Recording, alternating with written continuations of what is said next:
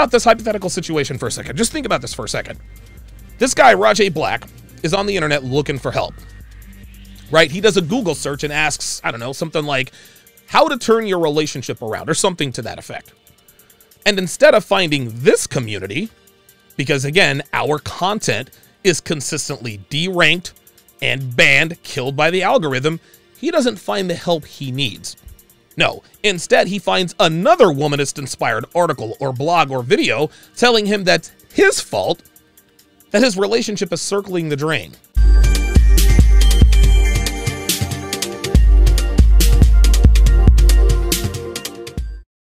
I first want to discuss something pretty goddamn serious.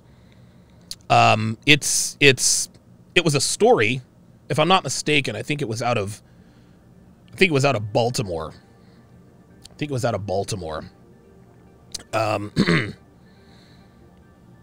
It's a very, very, very sad, very, very sad story. It really, really is.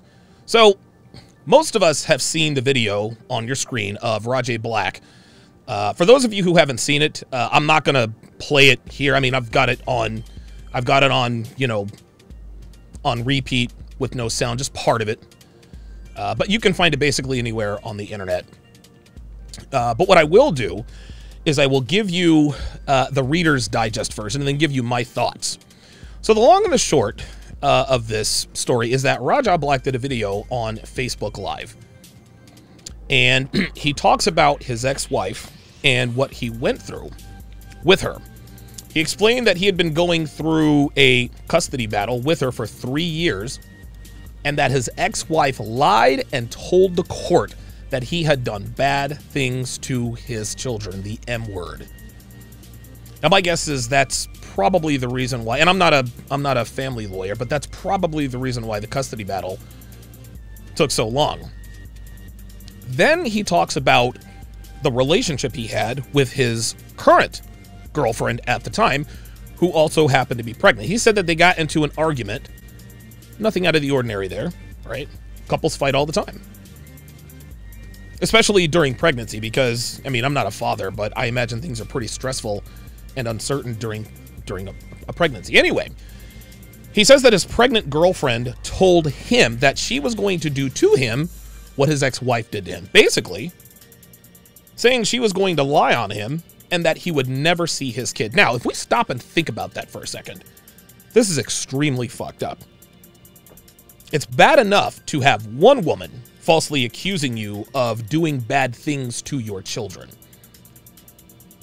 But when a second woman is threatening to do the same thing, you have to take into the account that the first accusation is already on the record, which gives the second accusation that much more credibility. This is probably what was going on through his head, and that's more than likely what made him snap. Now, the first thing I will say is the obvious. What this man did was wrong and egregious.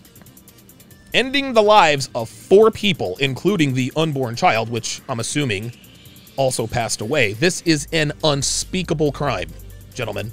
Unspeakable.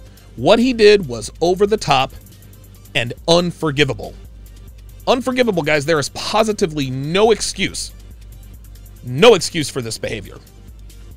There was no reason for him to do what he did. No reason at all. I don't think anyone, myself included, condones this kind of behavior, regardless of anything a woman does to you. But what I will say is that this is what happens when men are routinely marginalized, not given due process, and are presumed guilty until proven innocent. Again, I'm not going to sit here and say that what he did was right, because what he did was very wrong. But what we need to understand is that in this part of the world, is that unless we get a handle on how unfairly men are treated in this society, this kind of thing, unfortunately, is going to continue to happen. Now, a lot of people have come out and said that this was caused by mental illness. And I disagree 381%. Yes, he mentioned that he was suffering from depression. And if he were to sit down with a psychiatrist before all of this went down, he would have been diagnosed correctly with some sort of clinical depression. But where the narrative goes off the rails is what's lost in translation. And that is someone who is born with a mental illness. And that's not to say that one mental illness is better or worse or more legit than another. But this man's depression was actually caused by his wife accusing him of doing bad things to his children and holding them hostage and not allowing them to see him. Yes, he was most certainly depressed. But it was either caused by or exacerbated by his ex-wife and her shenanigans. So this guy was making a great living as a radiologist. He was a registered nurse, which is no small feat, guys. Registered nurses make a lot of money because it's fucking hard to get through nursing school. So money and career-wise, this man had his shit together. Unfortunately for him and many other men like him, he had children with the wrong woman. And this situation is the quintessential example of how having children with the wrong woman can cause your life to go completely sideways. And the sad thing is, what his ex-wife did and said is a lot more common than one might think. I was actually listening to Minister Jap this morning while I was working out. And he talked about a story he heard where the mother actually raised her daughters to believe that they had been violated by their father. This woman brainwashed her daughters into actually believing something happened to them that didn't actually happen. And then 3 decades later, 30 years, she finally admitted the truth. After all the damage has been done, the issues that her daughters had for believing something terrible that happened to them, alienating them from their father, who they thought had committed the most unspeakable crime imaginable. So while we can sit here and talk about him having kids with the wrong woman, this seems to be occurring with a lot more regularity. Gentlemen, this is why men are walking away from relationships. This is why men are opting out. This is why, in large part, why birth rates are plummeting. Men do not want to inherit the kind of risk that comes with having children with today's woman. Listen, man, it's risky enough without all of the craziness. But men aren't stupid. They're out here looking around at other men who are having their lives literally destroyed by the word of a woman they chose to have children with for no good reason. They get half of their present and future earnings. They get half their present and future earnings taken away from them in the blink of an eye. They lose the family home. They lose custody of their children. They only see their kids on weekends while the ex is getting pounded out by different dudes every night.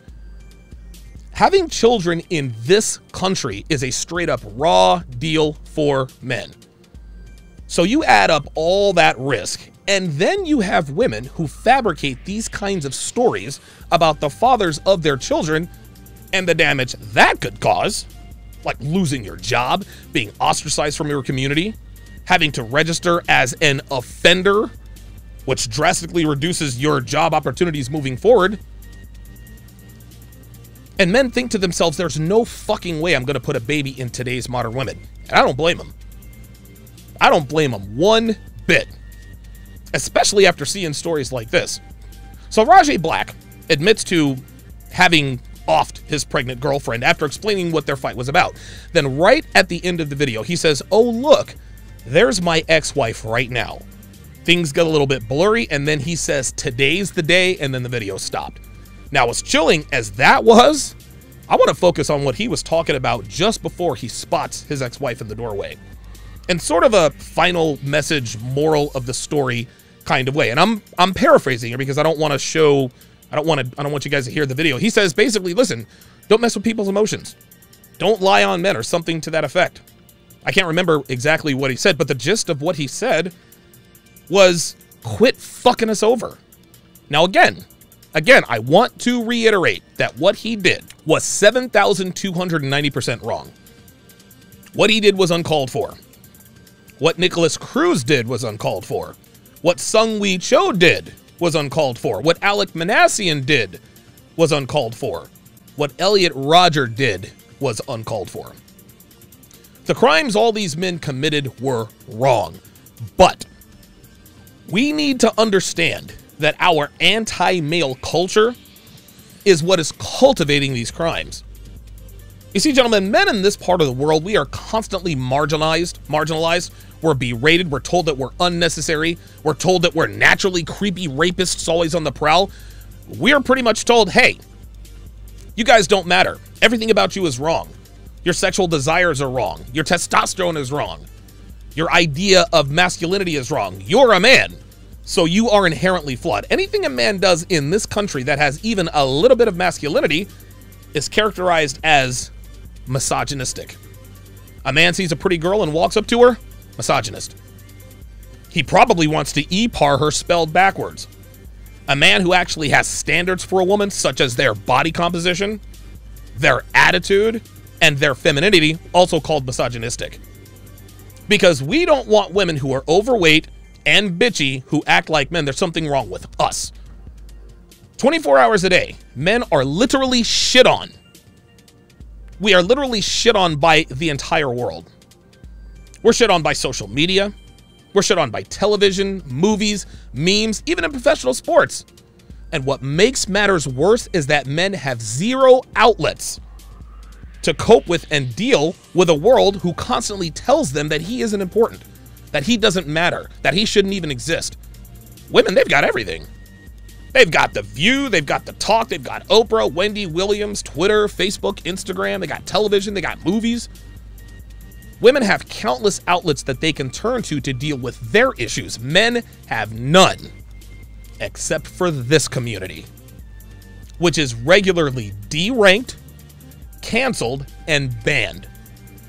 If Rajaee Black had found this community 5 years ago, it could very well have saved 4 lives. Had he understood his value, learned how to vet, coach, and select the right woman, he may not have been caught up in the situation he was in with his ex-wife. Think about this hypothetical situation for a second. Just think about this for a second. This guy, Rajaee Black, is on the internet looking for help, right? He does a Google search and asks, I don't know, something like, how to turn your relationship around, or something to that effect. And instead of finding this community, because again, our content is consistently deranked and banned, killed by the algorithm, he doesn't find the help he needs. No, instead he finds another womanist-inspired article or blog or video telling him that's his fault that his relationship is circling the drain. If you, gentlemen, we all complain about, us content creators, we complain about not being given fair treatment in terms of discoverability on these platforms by the powers that be. Obviously, it hurts our bottom line. But the worst part of our content not being as discoverable as it should be is that men like Rajaee Black end up not finding the answers and getting the help he needs. Listen, man, I get emails and messages all the time saying, Donovan, you saved my life. Or Donovan, you've changed my life. And I never, ever take that for granted. Anytime someone says that to me, my mind instantly goes to situations like this. Guys aren't lying when they tell people we're saving lives.